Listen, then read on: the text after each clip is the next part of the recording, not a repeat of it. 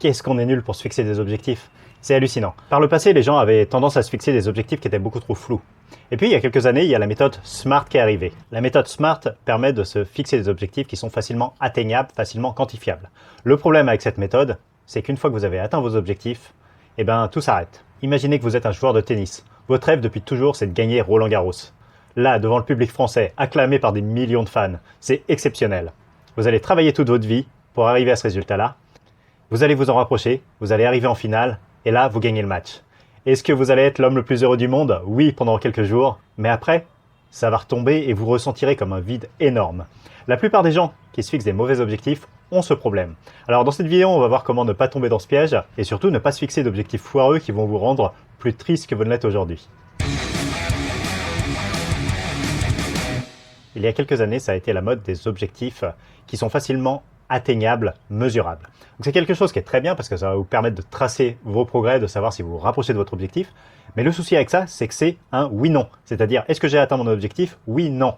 Et du coup, si vous avez un objectif comme ça qui est vraiment ambitieux et qu'un jour vous l'atteignez, derrière, vous n'avez plus de but à votre vie. Ça fait 5, 10, 20 ans que vous êtes à la poursuite de cet objectif. Mais derrière, quand vous y arrivez, il n'y a plus rien derrière.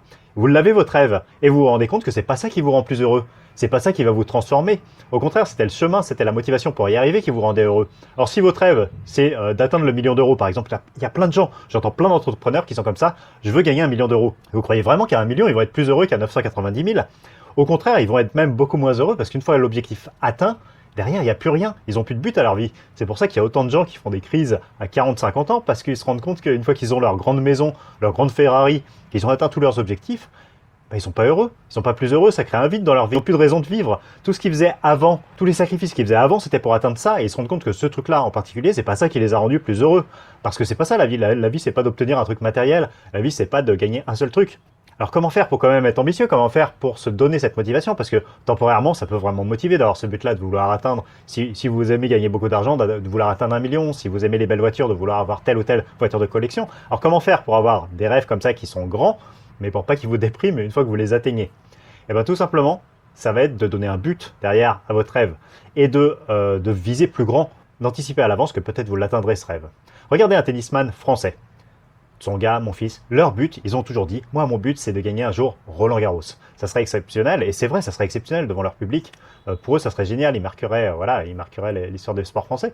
Mais derrière, s'ils y arrivent, il n'y aurait plus rien. Et du coup, je pense que c'est en partie ce qui les a fait échouer. Parce que déjà, ça leur met une pression énorme. C'est l'objectif de leur vie. S'ils ne l'atteignent pas, ils ont ce côté loser. S'ils l'atteignent, ils sont au toit du monde, en tout cas pendant quelques jours. Mais derrière, ça leur met une pression qui est incroyable avant d'y arriver. Et puis, imaginons pour eux qu'ils y soient arrivés.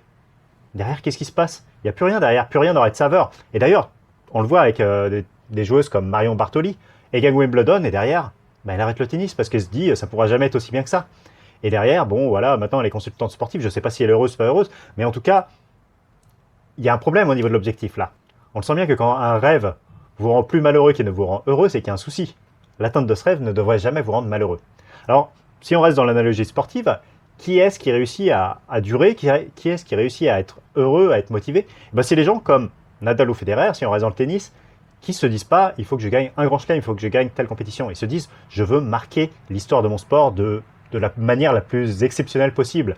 J'ai envie de faire du mieux, de la meilleure carrière que je peux, de gagner le plus de trophées possible, d'être le premier à explorer des nouvelles choses, à en faire le maximum. Et du coup, ça, c'est un objectif motivant. Parce que, en fait, quand ils sont arrivés à leur première finale, ils ne se sont pas dit, là, si je la gagne, voilà, j'ai atteint mon objectif, c'est génial. Ils se sont dit, non, c'est une étape. Voilà.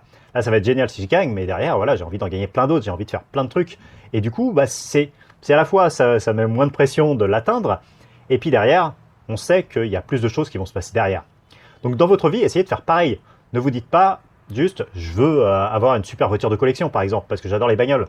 Si vous avez ça, dites-vous, je veux avoir une super bagnole de collection, et si j'y arrive, derrière, j'ai envie de bien l'entretenir pendant 15 ans pour la léguer à mon fils ou à ma fille quand elle sera majeure. Voilà, ça peut être des challenges. Ça peut être quelque chose de motivant pour vous à plus long terme. Comme ça ne s'arrête pas le jour où vous l'avez, vous voyez. Faut pas que vous ayez un objectif, ou si vous l'atteignez, derrière, tout s'arrête et vous n'avez plus de motivation. Si votre rêve, c'est de visiter le Machu Picchu, il y a un souci, parce que vous allez prendre votre billet d'avion, vous allez aller au Machu Picchu, vous allez voir le Machu Picchu, et derrière, c'est quoi votre rêve? Vous voyez, faut autre chose derrière. Si c'est vraiment quelque chose qui vous passionne, vous pouvez vous dire, voilà, j'ai envie de visiter le Machu Picchu et après d'y retourner tous les 5 ans pour voir si le site est toujours aussi exceptionnel.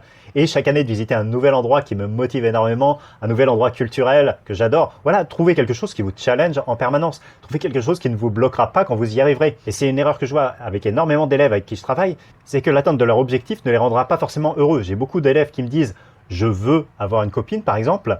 Et bien ça, c'est quelque chose qui, oui, ok, c'est cool, mais ça doit être dans un but particulier. Parce que si votre but c'est seulement d'avoir une copine, d'avoir un copain, derrière quand vous y arriverez, vous serez hyper content pendant quelques semaines, puis derrière vous ressentirez comme un vide. Ça y est, vous aurez atteint votre objectif, ok c'est cool, mais maintenant vous faites quoi? Vous voyez, vous pouvez dire, mon but c'est d'avoir un copain et une copine et de faire de cette relation la plus belle relation du monde, d'en faire une relation qui dure pendant des années et qui me rende heureux et qui soit toujours aussi intense après des années. Voilà, ça c'est un objectif qui va durer avec le temps, qui va vous motiver et qui ne va pas s'arrêter une fois que vous y arrivez. Et en fait, il y a plein de gens qui sont pleins de bonne volonté, qui ont beaucoup de motivation et qui travaillent dur pour arriver à cet objectif.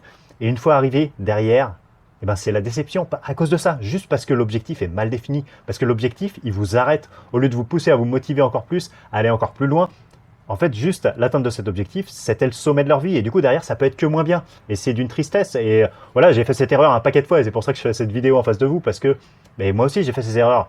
Moi aussi, je me suis trompé. Moi aussi, j'ai mis des objectifs qui étaient pas bons. Parce que j'avais lu des bouquins où ils disaient qu'il fallait des objectifs qui étaient mesurables, qui étaient précis. Et derrière, du coup, voilà, j'y arrivais, j'étais motivé. J'atteignais cet objectif, j'étais content une semaine, et derrière, ça retombait. Voilà, et je me sentais vide, et j'avais plus d'objectif, et j'avais plus de but. Donc non, à chaque fois que vous vous fixez un objectif, il doit être ambitieux, il doit être mesurable si vous le voulez, mais surtout, il ne doit pas vous arrêter, ça doit être quelque chose qui est évolutif. Si vous arrivez à ces objectifs, vous devez derrière pouvoir encore avoir des objectifs, ne jamais vous arrêter, jamais vous sentir face à un mur quand vous atteignez votre objectif. Voilà, c'est vraiment ça que j'avais envie de vous transmettre dans cette vidéo. J'espère que ça vous a plu. En tout cas, j'aimerais savoir en commentaire si vous aviez déjà réfléchi à ça, quel objectif vous allez transformer suite à cette vidéo. Moi, si vous voulez plus de conseils, je vous envoie mes conseils privés. Le lien dans la description, c'est gratos. Et puis voilà, vous aurez des conseils sympas dans votre boîte mail. Donc je vous dis à très vite pour une nouvelle vidéo. C'était Hervé Leroux. Salut à vous.